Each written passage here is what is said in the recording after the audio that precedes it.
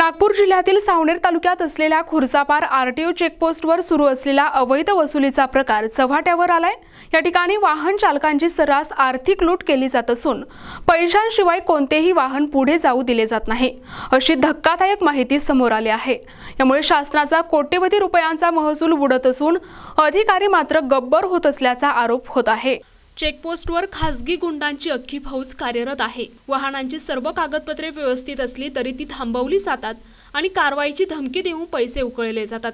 विशेष म्हणजे पैसे दिल्यानंतरच वाहनांना टोकन स्वरूपात पास दिला जातो। हे तर आणखी धक्कादायक आहे। वाहन चालकांना यामुळे नाहक आर्थिक भुर्दंड सहन करावा लागत आहे। या गंभीर प्रकाराबाबत नागपूर लाचलुचपत विभागाचा आशीर्वाद असल्यामुळे कोणतीही कारवाई होत नाही असाही आरोप होत आहे।